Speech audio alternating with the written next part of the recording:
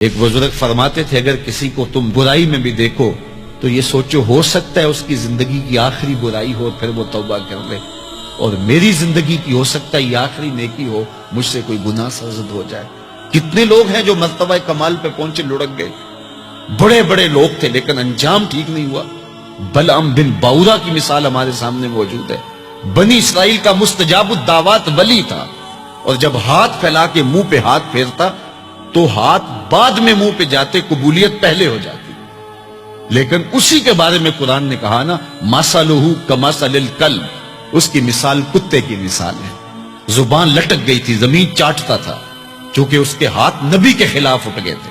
اس نے سمجھا تھا میں مستجاب الدعوات ہو گیا ہوں، اب جو چاہوں جس کے بارے چاہوں بد دعا کر دوں، لیکن بد دعا اپنے حق میں نکل گئی، زبان لٹک گئی۔ اس لیے میاں صاحب بولے، پڑھنے اتے مان کرینا نہ آکھی میں پڑھیا، او جبار کہار صداوے متا روڑ دیوے دودھ کڑیا۔ تو اس لیے ہر وقت ڈرتے رہو۔ ابھی ملیکہ کہتے ہیں میں نے 30 اصحاب رسول سے ملاقات کی ہے، 30 اصحاب رسول سے، تو میں نے ہر شخص کو فکر مند پایا ہے۔ وہ کہتے تھے ہمارا انجام ٹھیک ہو جائے، انجام ٹھیک ہو جائے۔ حضرت سیدنا ابو بکر صدیق رضی اللہ تعالیٰ عنہ، جن کے بارے میں میرے رسول کی زبان سے لفظ نکلے، ابو بکر فی الجنہ، ابو بکر جنتی ہے۔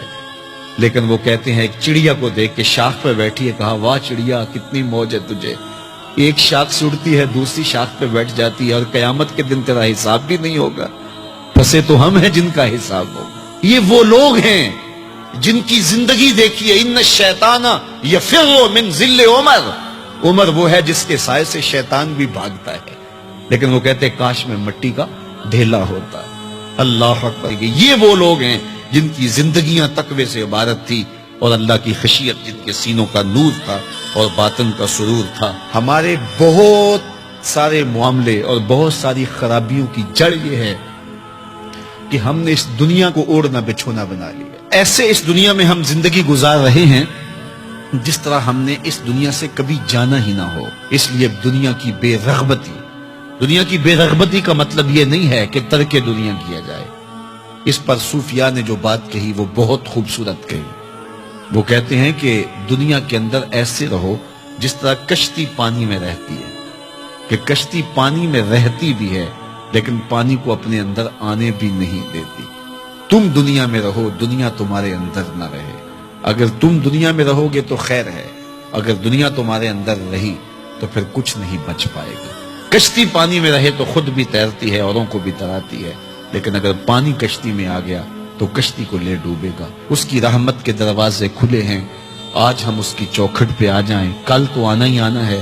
پھر جو کفن میں منہ چھپا چھپا کے آتے پھریں گے، کیا اچھا ہو کہ خود کھلے منہ سے اس کی رحمت کے دروازوں پہ آ جائیں۔ اس کی رحمتیں آواز دے رہی ہیں، یا ایھا الانسان، او بھاگنے والے انسان، او نسیان کے پتلے، او بھولے ہوئے، او بھٹکے ہوئے، راستہ چھوڑ کے جانے والے، مالک کی رحمت کی آغوش کو ترک کر دینے والے، آجا پلٹ کے، ما غرک بربک الکریم، آجا تیرا رب بڑا ہی کریم ہے۔ قبل اس سے وہ ماننے سے انکار کر دے، توبہ کا دروازہ بند ہو جائے، سورج مغرب سے طلوع ہو جائے، پھر بندہ ہاتھ کاٹے۔ کسی نے چیخ چیخ کے مجھے کہا تھا، کوئی رو رو کے ترلے منتیں کر کے مجھے کہتا تھا، میں اس کی بات کو نہ سنا، کاش کہ اس کی پکار کو سن لیا ہوتا، اس کی آواز پہ لبیک کہہ دیا ہوتا، اور میں اس کے ساتھ چل پڑتا، اور وہ مجھے انگلی تھام کر محمد عربی کی چوکھٹ پہ پہنچا دیتا، تو آج یہ رسوائیاں میرا مقدر نہ ہوتی۔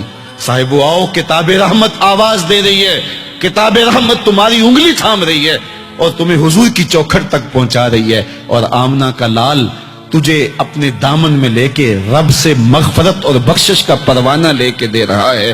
مجرم ہو تو منہ اشکوں سے دھوتے چلے آؤ، آؤ در تواب پہ روتے چلے آؤ، قرآن میں مذکور ہے بخشش کا طریقہ، سرکار کی دہلیز سے ہوتے چلے آؤ۔ اور تھوڑی سی زندگی باقی ہے، بہت زندگی کاٹ چکی، آوارگی میں کاٹ دی، اور گناہوں میں کاٹ دی، منمانیوں میں کاٹ دی، خواہشات نفس میں کاٹ دی۔ آئیے ابھی سے اپنے اندر کو تبدیل کر لیجئے، اپنے احوال کی تبدیلی کا عزم مصمم کر لیجئے۔